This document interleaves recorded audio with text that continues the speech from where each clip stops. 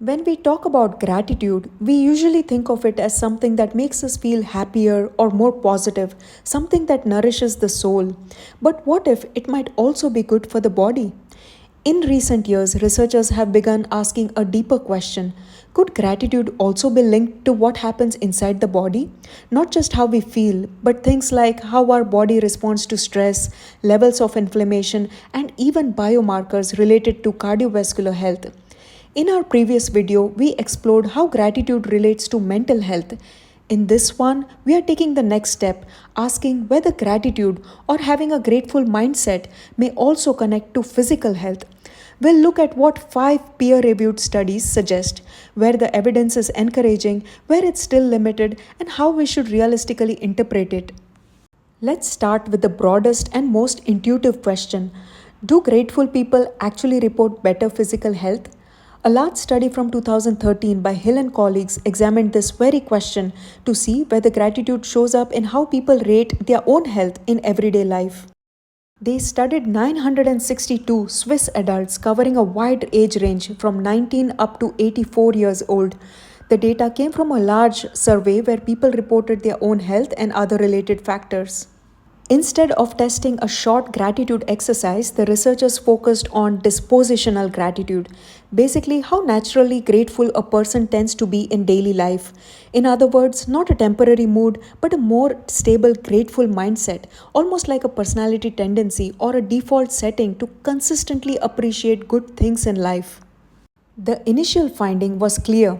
People who scored higher on gratitude also reported better overall physical health.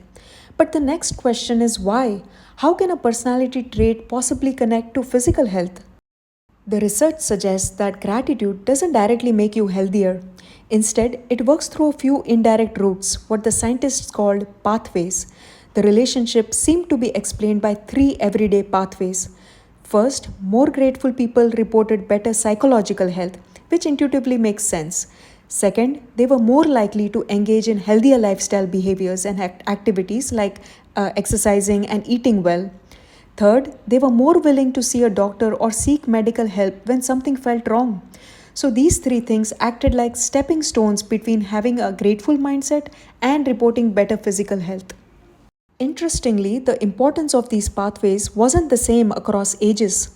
For younger adults, all 3 pathways seemed relevant, but for older adults, 2 of them became especially powerful: psychological health and engaging in healthy activities. These were particularly strong explanations for the link between gratitude and physical health, suggesting that gratitude may become even more relevant as health challenges accumulate with age. This study gives us an important foundation. Gratitude seems linked to physical health, not because it magically protects the body, but because it shapes how people think, behave, and take care of themselves. So far, we have seen that grateful people tend to report better physical health, but self reported health is still subjective. It tells us how people experience their health, not what the body is actually doing in real time. So, what happens when researchers look at the body more directly? A large 2021 study by Newman and colleagues explored directly that, using real time physiological measurements collected throughout the day in daily life. And just like the previous study, they focused on dispositional gratitude, that is, how naturally grateful people tend to be in everyday life. This study included over 4,800 adults from countries across the world, all 18 years and older. All measurements were collected using a smartphone app called MyBP Lab. Participants used phones with a built in optimal sensor to measure heart rate and systolic and diastolic blood pressure. They were prompted 3 times per day, and the study followed people for about 21 days, while they also answered brief questions about their daily experiences. And what they found was people who scored higher in gratitude tended to show lower heart rate and blood pressure, better sleep quality, more physical activity, and less daily stress. So, gratitude did not work in one dramatic way, it gently shaped how the body functioned day to day.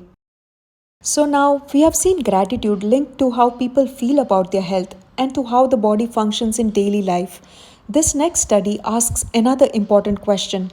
Do we also see gratitude reflected in biological markers inside the body, particularly those linked to cardiovascular risk? And just like the earlier studies, this one also looked at dispositional gratitude. This study included 1,800 adults from a large US health study that collected biological data with ages ranging from 26 to 86 years old. Here's what they found: people higher in gratitude tended to have lower triglyceride levels in fasting blood.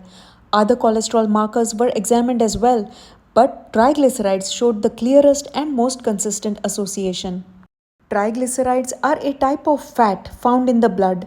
When levels are high, they are linked to a higher risk of cardiovascular disease. And again, gratitude wasn't acting on its own. Part of this relationship was explained by healthier eating patterns and lower body mass index. So, gratitude did not directly change biology. Instead, people with higher dispositional gratitude seemed more likely to maintain healthier lifestyles, just like we saw in the first study. And these healthier habits were linked to lower body mass index, which in turn showed up as lower triglyceride levels in the blood. So, we have seen that people who are generally more grateful also tend to show better physical health in self reports, in daily body functioning, and even in biological measures like triglycerides. But all of these studies were still correlational. They tell us that grateful people tend to function better biologically, but they don't prove that gratitude itself causes these changes. And also, they focused on people's natural tendency to feel grateful or dispositional gratitude. This next study takes a stronger step. Instead of simply observing grateful people, it asks a more direct question. If we actively practice gratitude, if we really put gratitude to the test, can it actually influence processes inside the body like inflammation? Inflammation is part of the immune system, helpful in the short term, but when it stays elevated for too long, it's linked to health problems. This was a randomized control trial. Researchers recruited 76 healthy women aged 35 to 50. They were randomly assigned to either a gratitude journaling program or a neutral writing activity. The program lasted 6 weeks, and researchers measured support giving, that is, how much participants helped or emotionally supported others. And they also measured inflammation markers before and after the intervention. The gratitude group completed weekly online writing exercises reflecting on people in their lives they felt grateful for. The comparison group also wrote each week, but about neutral, descriptive topics, nothing emotional or gratitude related. Here's what they found: the gratitude writing program did not directly reduce inflammation on its own, but something important did happen. People in the gratitude group reported giving more support to others after the intervention compared to the control group. And across the whole sample, participants who increased the most in support giving also showed decreases in inflammatory markers. So, gratitude did not magically switch off inflammation. Instead, it may help indirectly by encouraging caring, supportive behavior, and those behaviors were linked to lower inflammation. A later study by the same research group went a step further. This time, instead of only looking at behavior and inflammation, they also used brain imaging to see what happens in the brain when support giving increases. One key area they looked at was the amygdala, a region involved in detecting threat and triggering stress responses. Calmer amygdala activity generally means lower stress reactivity. And here's what they found: participants who increased the most in support giving also showed reduced reactivity in the amygdala, meaning their brain's threat response became calmer. And those reductions in amygdala reactivity were linked to lower inflammatory responses in the immune system. So, gratitude did not directly heal the body. Instead, it may work by engaging caregiving and connection, which calms the brain's threat response, and that in turn relates to lower inflammation. So, the evidence so far is promising, but it's not perfect. And to stay scientifically honest, we should also look at a few important limitations. Many of these studies are correlational, meaning they show a link, not proof of cause and effect. It's also possible that people who are already healthier simply feel more grateful. Effects were generally modest, not dramatic miracle changes.